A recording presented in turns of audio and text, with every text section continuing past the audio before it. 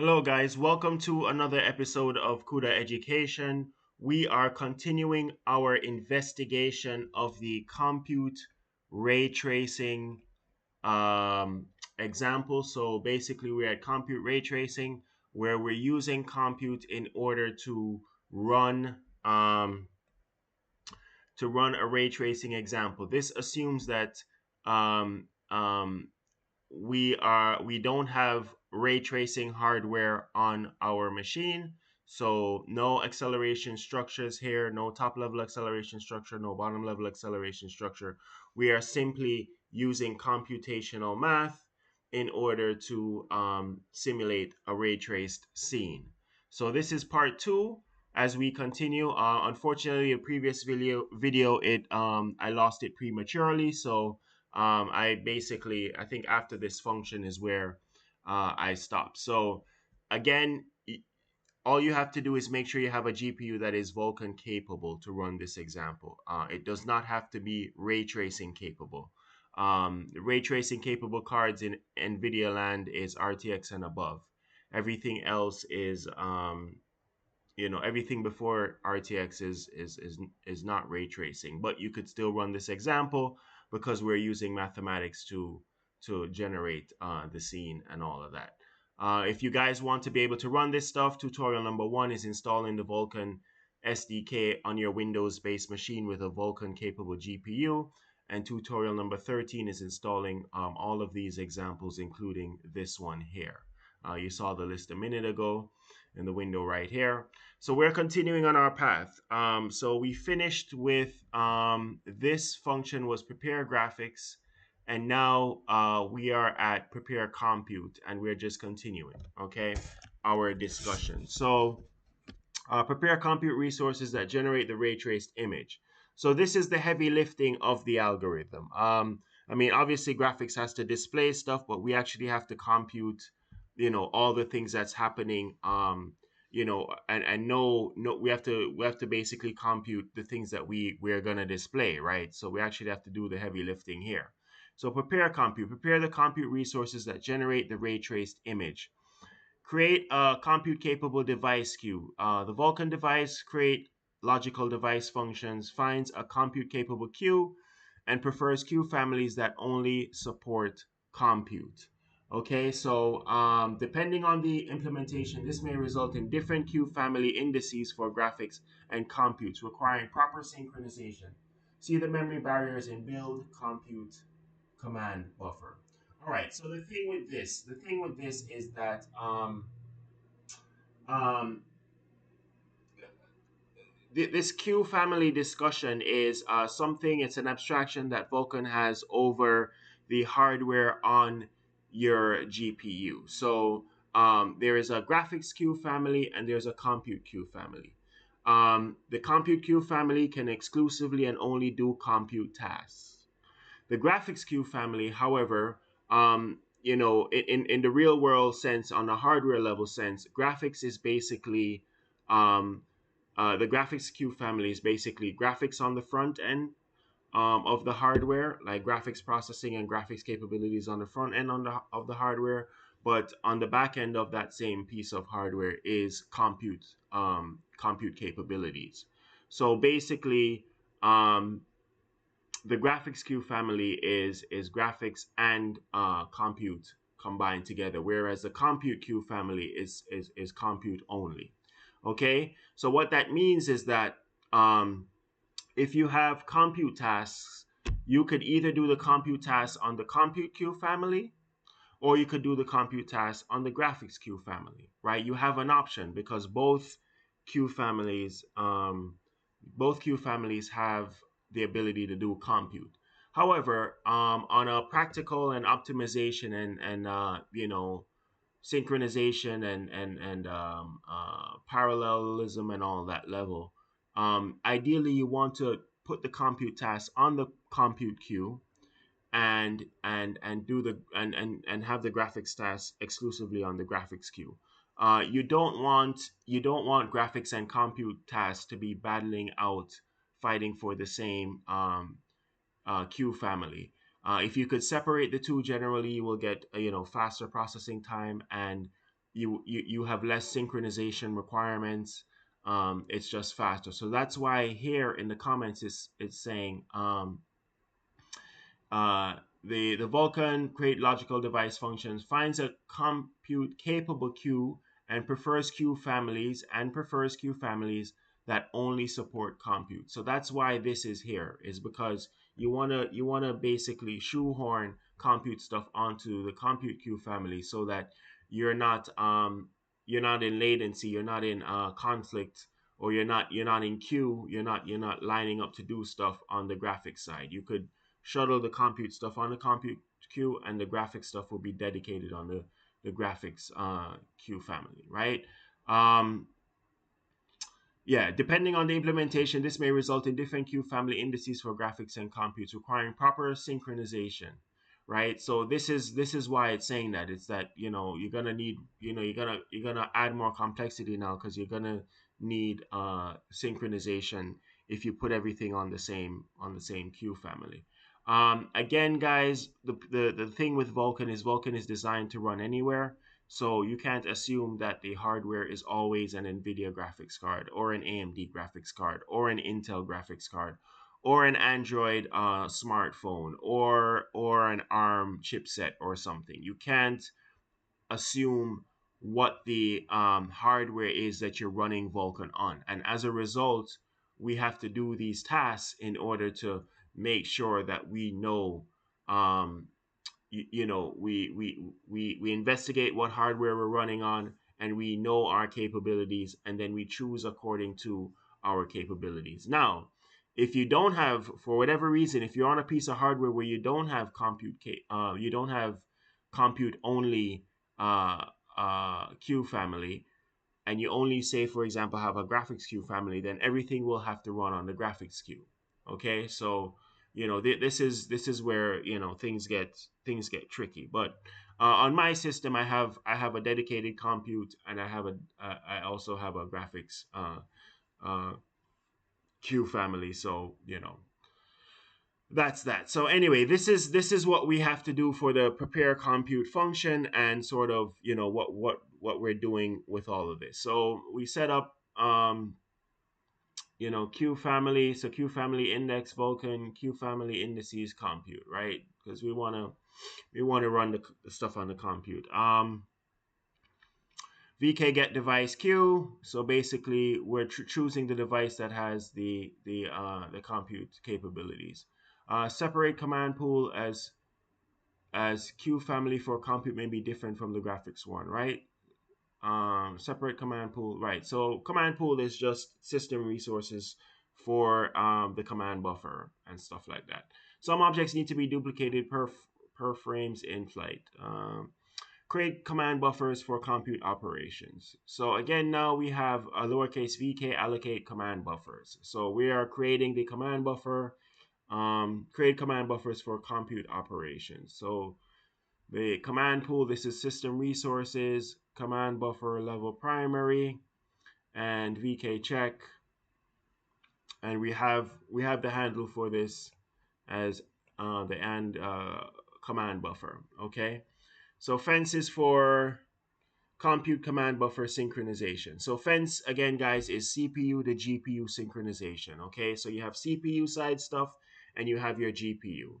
Uh, Anytime you see fences, you're talking about CPU to GPU synchronization. So usually this is something like the CPU is issuing commands to the GPU, and we have to make sure that we know that the task is completed on the GPU before the CPU tries to submit another command to the GPU. You don't want the commands to be piling up and the GPU hasn't finished all of the tasks that were previously submitted. Okay, so this is a for loop. Basically, we're creating fences. Um, we're creating a fence. So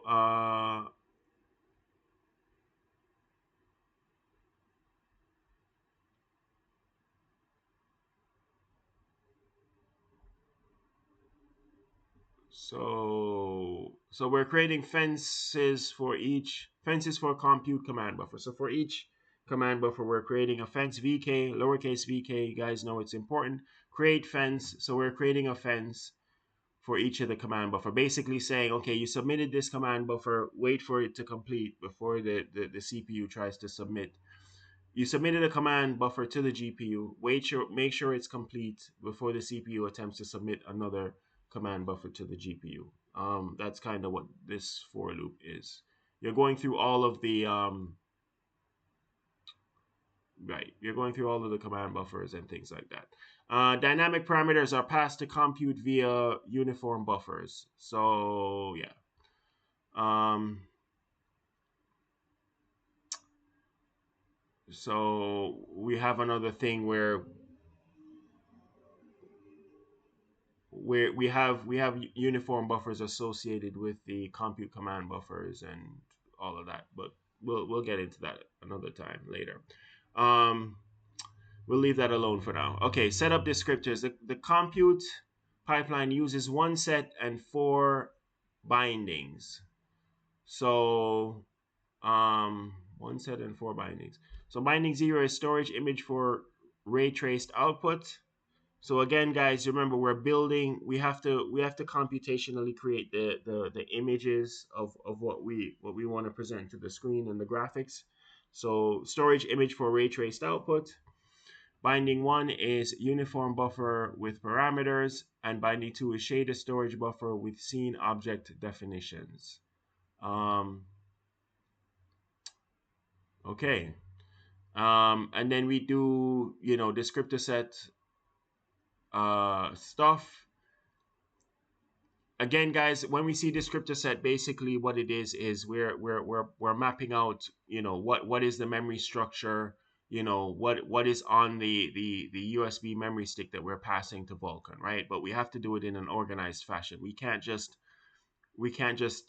shovel data to Vulkan and give it a USB memory stick with no labels on it, both on the memory stick itself or what's inside, on the actual um, what's labeled on the physical stick and also what's in on the memory. We have to do it in an organized fashion. We have to have these descriptors, descriptor sets, the bindings, all of that stuff.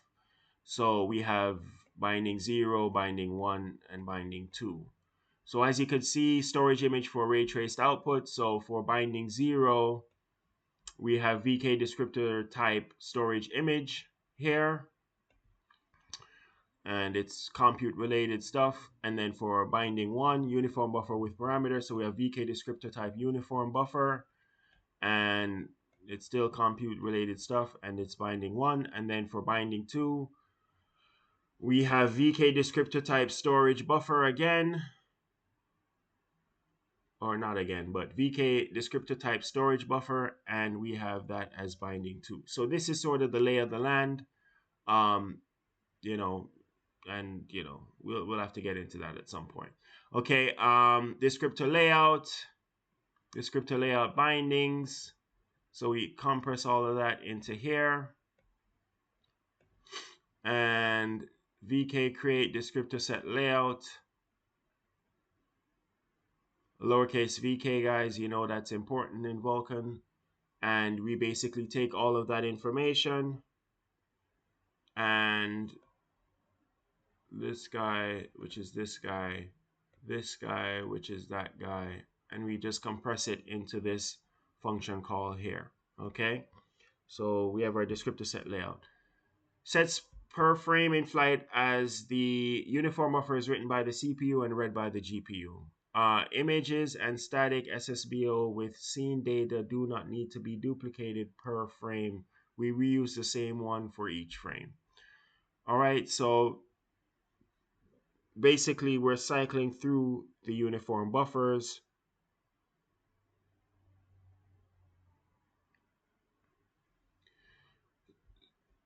So, okay, so the uniform buffer stuff is written per frame. So,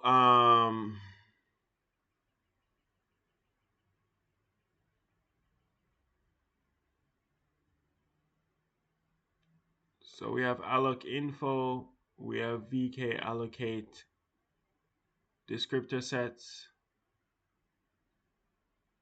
vk allocate descriptor sets.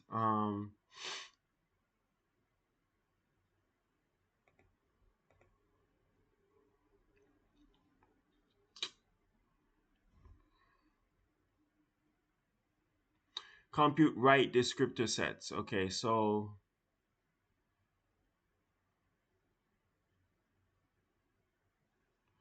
yeah, this is again more managing the uniform buffer stuff. We'll have to get into this at a later time.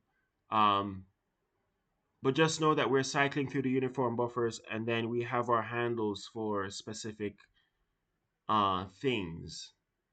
So we have our handle for the descriptor, storage image, and uniform buffer, right? The storage image, a uniform buffer, and the object storage buffer, right? Let's just leave it at that for now. And we finish and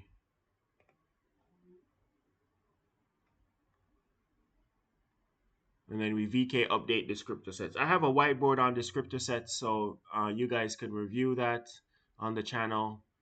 Um,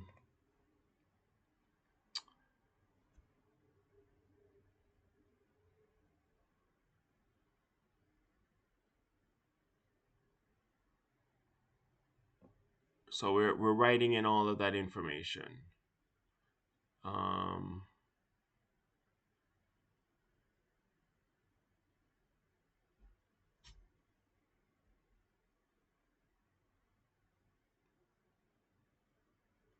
yeah, we'll have to investigate this.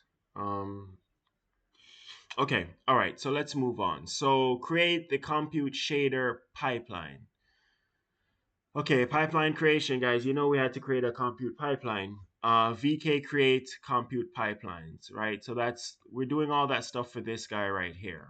And of course, we do a VK check result to make sure the pipeline was created. And we're basically taking all of the information that we had before. Um, we have a VK create pipeline layout. And we input a bunch of stuff. Um,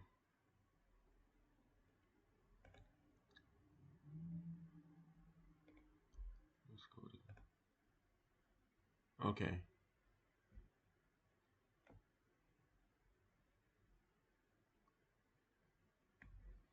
Okay, so we put it into this pipeline create info. We use our descriptor set layout, and we basically, we have our handle here for the pipeline layout, and then that is used to get to create compute pipeline. Okay, we do load in our the spare V code for our ray tracing shader here. So guys, you guys know that we have our raytracing.com shader here, and basically we have to compile it to get to the spare V format, which is this guy right here. And then that's what we're associating now um, with everything, with the pipeline create info. Okay, so that's all of that right there. Update uniform buffers. This is usually camera related stuff and screen space and all that stuff. Um,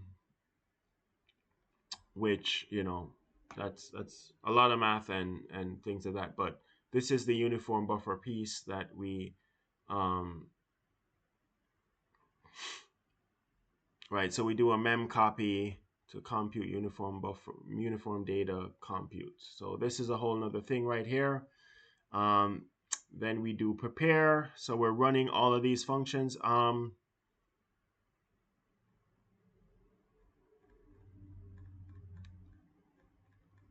I want to make sure.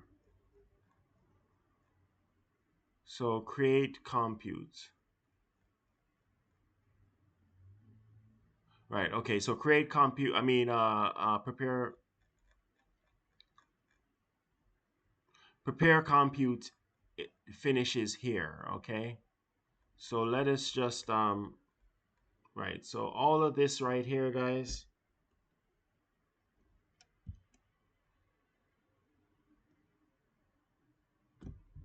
All of this right here is prepare compute. So all of this that we do right here is prepare compute. Okay? And then we end our prepare compute right here. Okay? So that's prepare compute. Uniform buffer stuff. So this is now a separate function. Update uniform buffer, and then we run our prepare stuff.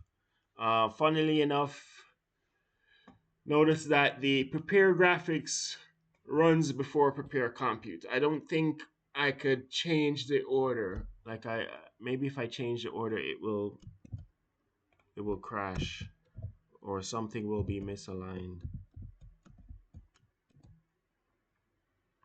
Um, if I do this, um, I believe if I do this, it won't run. Oh no, it actually does run. Okay, it doesn't matter. Um, it doesn't matter, but I'll put things back to the way they were. Okay. All right. Prepared equal true.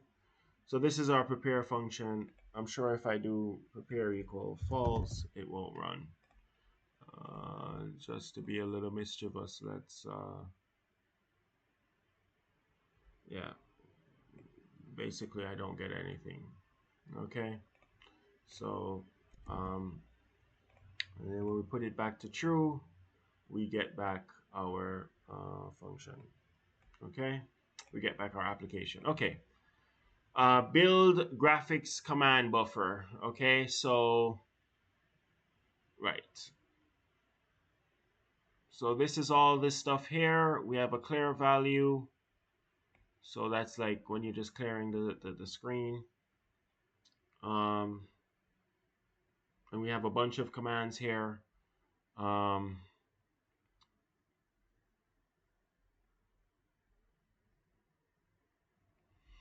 render area, all of that stuff.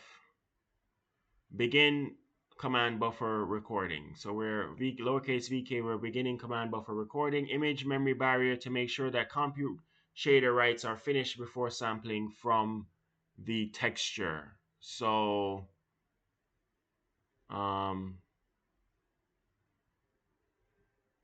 before sampling from the texture. Okay, so yeah, we have a memory barrier. Um,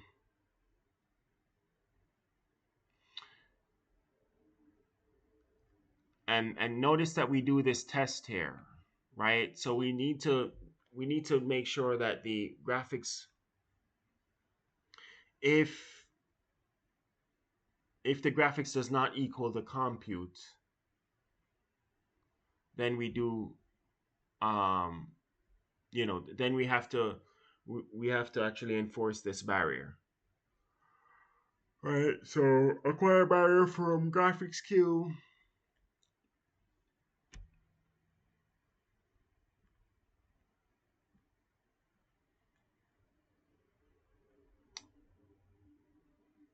So yeah, this is basically synchronization stuff.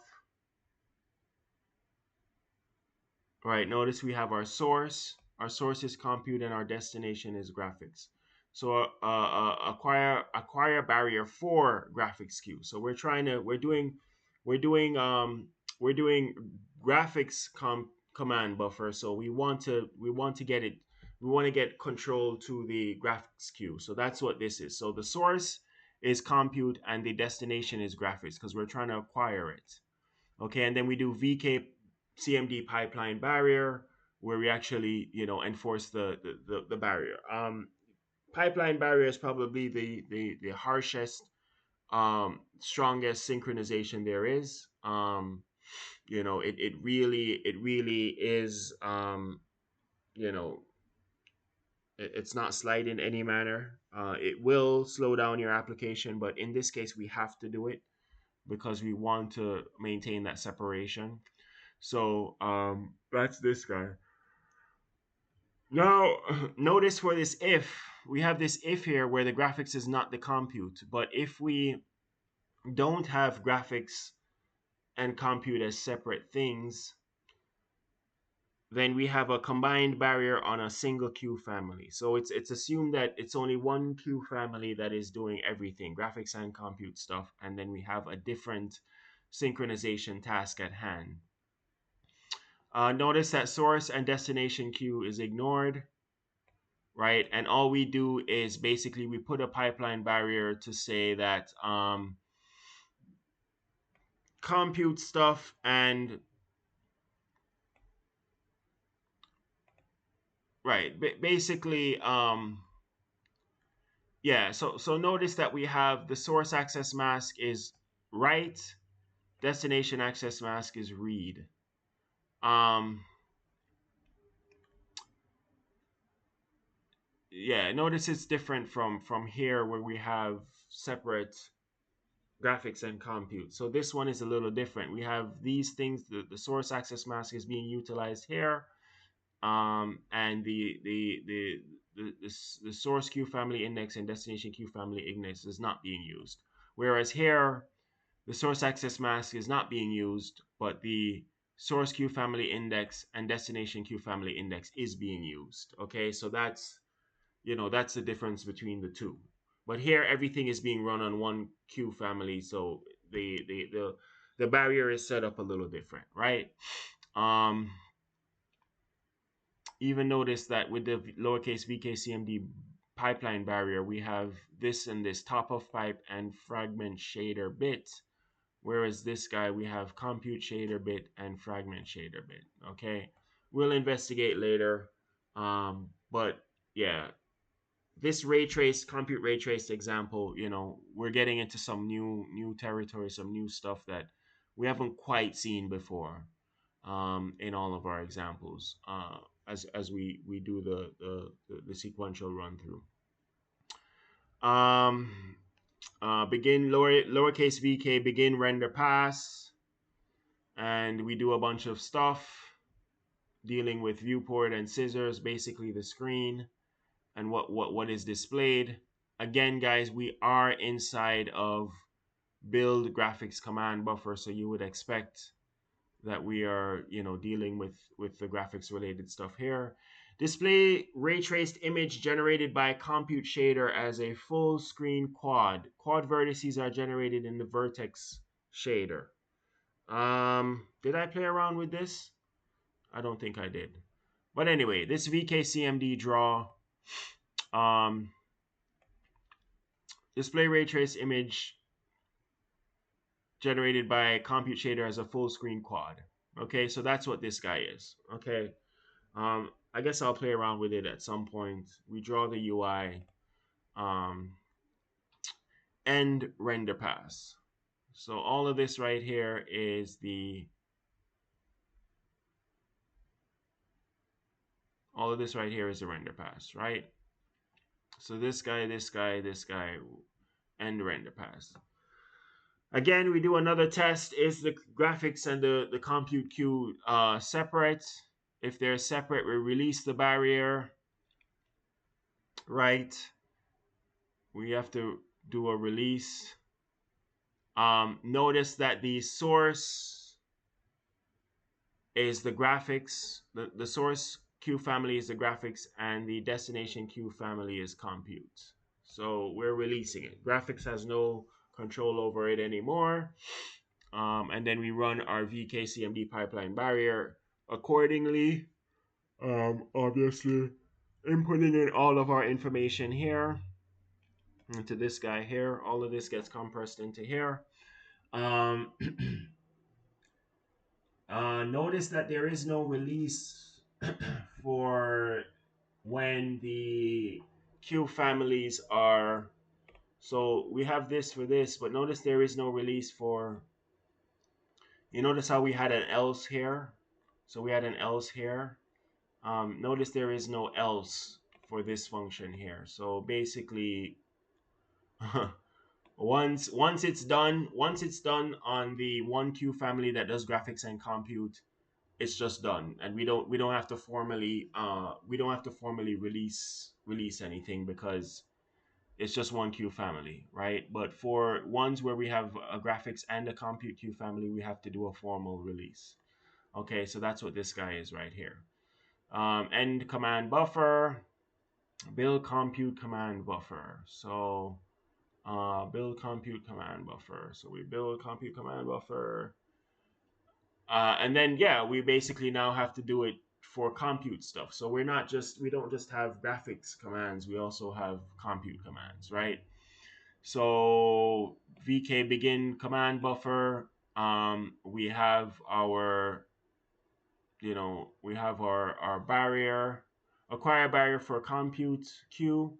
So notice now the source and the destination is switched. So the source is graphics and the destination is now compute, right? And we basically have to do the same thing that we did before, but now the roles are switched. And of course, we also have the else statement. So when it's, or we don't, do we have an else statement? No, we don't have an else statement. Because, or do we? Do we have an else statement? How come we don't have an else statement? Um,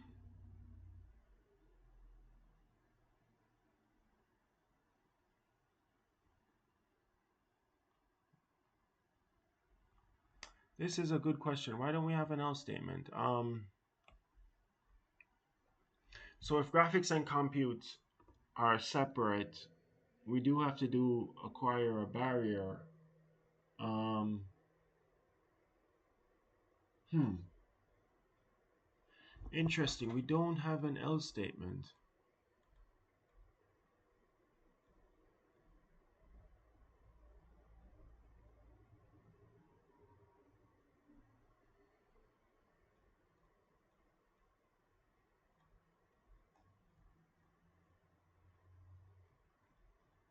All right, so we don't have an else statement for the compute stuff. Like when it's just one queue family that's running everything, we don't have an else statement and dealing with a barrier for the compute stuff. I'm not sure why.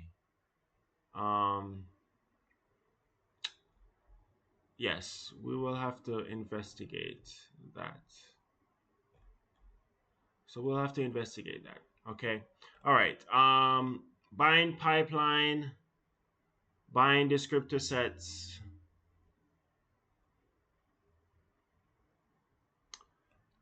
And then we dispatch everything. And then we do another test again. Release barrier from compute queue.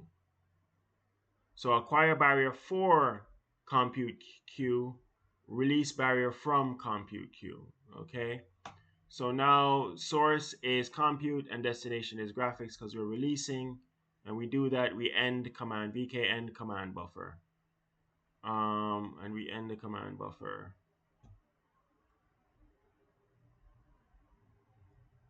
And that's that for build compute command buffer. Okay. We render. We had so we're done with where is it?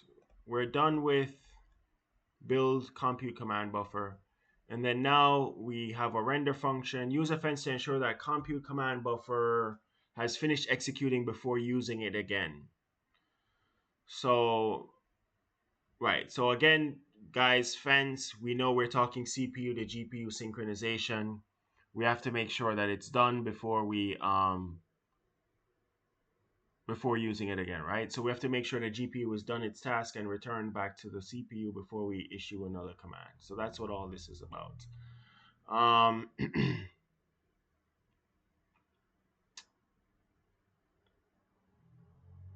We do a VKQ submit, and then, yeah, we have all of this stuff right here, right? Prepare frame, update uniform buffer, build graphics command buffer, submit frame, all of that. Okay, this is all under the build compute command buffer function. No. I'm sorry. I apologize. I apologize, guys. This is all under the render. Oh my God. This is all under the render function right here. This is all under the render function. So this is the render function right here. Okay. And then we are done. What is this bracket right here? I'm gonna go all the way up.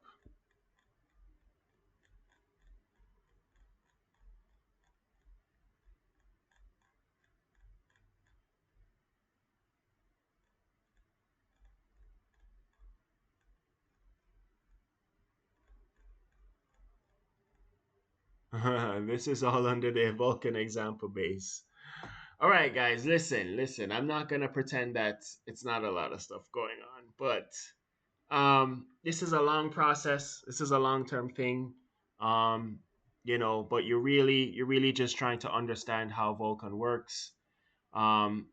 Just spend time with it, guys. I've been at this stuff for a while now, and still a lot of stuff is new to me for this example, and just have to refresh my memory on all the things that's going on. But yeah, guys, one day at a time, one step at a time.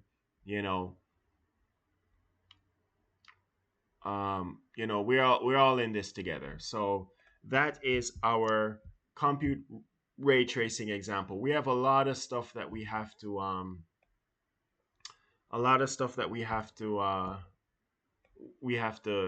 digest.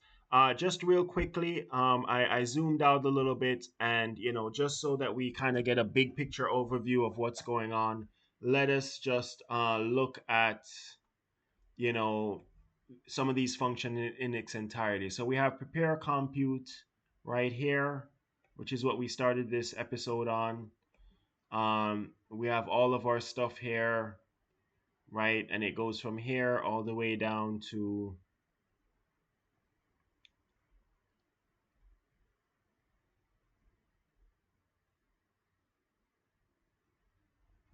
I guess, here, right? So this is all our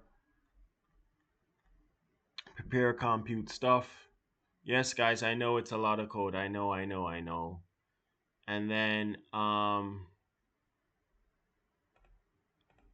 we have our update uniform buffers, right? So let's start again. Let's start again. Okay, we have our prepare compute, all of this stuff right here, right? All of this stuff. Then we have our update uniform buffers, this guy right here. We have our prepare, this right here. Build graphics command buffer right here. Build graphics command buffer. Um, all of this stuff. We have our if statement and then our else for the graphics side. Um,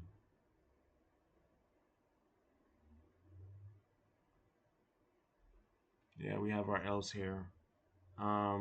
Begin render pass, end render pass. And then we release the barrier, end command buffer. Okay. Build compute command buffer.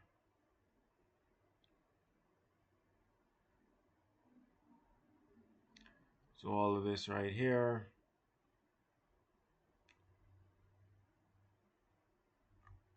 We acquire barrier, we release barrier, but there is no else statement here. There is no else for this guy. Um, right. Then we have our render function.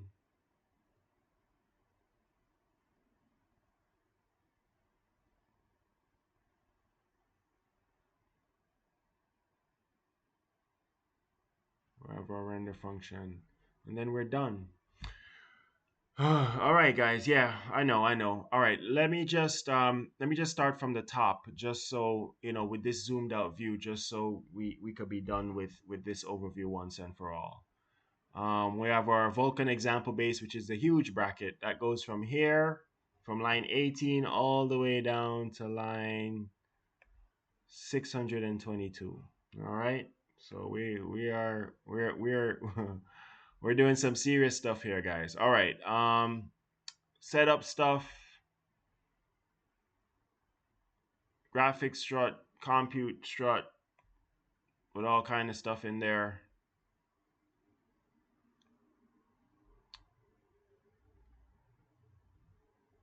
Right. So we have the strut, another strut here, definitions, all of this stuff,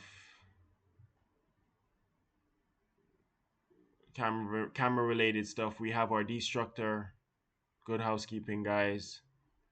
Prepare storage image function, all of this.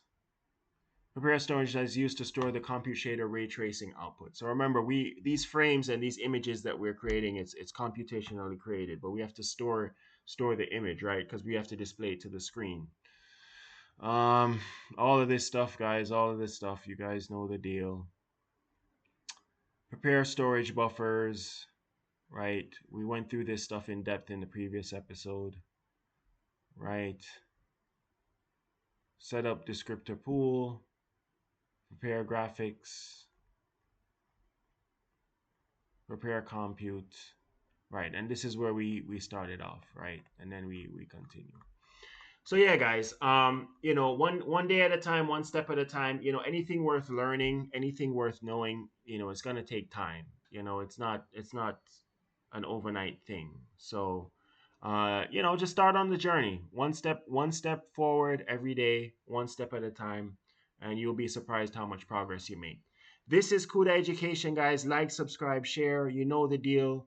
Help the program, help the channel, tell your friends, be a leader in your community.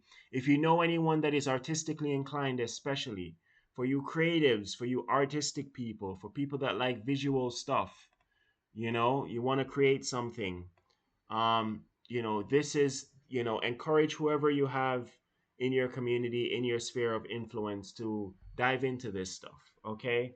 Computer graphics isn't going anywhere. Creativity isn't going anywhere. So, don't care what anyone wants to say. So, yeah, guys, start on the journey, but start from now. Okay, we are still early in 2026.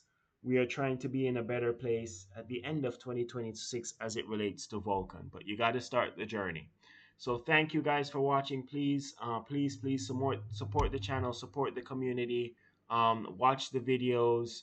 I do have whiteboards on a lot of these different topics. Just all you have to do is go to my channel and click on the far, on the channel itself, in the far right, on the tab on the far right, you could click search, and then you could search for specific keywords, specific topics. I also have a playlist on my channel. So I have a Vulkan playlist. So you could actually just in the background while you're doing something else, just run the playlist. Run one video after another, and you would slowly in the background seep in and learn some of this knowledge, some of this insight, some of this information, and you will have a better handle on stuff. So this is the information age, guys. You can't say you didn't know. You can't say you never had access. You can't say you didn't um you were completely clueless. The information is out there, but you have to go and seek it out. So I encourage you guys to just run the playlist in the background while you're doing some other stuff, while you're whatever you're doing in your time, cooking, whatever you're doing, um, cleaning, whatever you're doing. You could always run the playlist in the background and just pick up knowledge, subconsciously, or just tangentially while you're doing other tasks. While you're in the car, while you're traveling, just run the playlist, right? And uh, just even hear the audio. You could hear the audio through your speakers. On your commute, if you're going to work on the train, you could listen to the playlist, right? Yeah, you could listen to the playlist in the background, just the audio, right? Just hearing me speak, hearing me talk about different topics, and you will slowly be able to you'll be able to digest the stuff. Please don't try and watch my videos while you're driving. That's not what I'm saying. What I'm saying is that you could listen to the audio from the YouTube. You could listen to the audio from the episode while you're driving. So just listening to the audio. And that's why I say you could play the playlist in the background and just hear the audio. And that way you will build up your knowledge of computer graphics in general, and you will pick up certain snippets, and you would have certain, conversations and certain links between things, subconsciously, and then that will help you when you're actually diving into the code, that you will be able to be in a make more progress and be in a better place when you're seeing the stuff for real when you're running it on your computer and stuff like that. Yeah, guys, there's a whole world of opportunity out there, but you got to go and get it. Thank you guys for watching. Have a great day.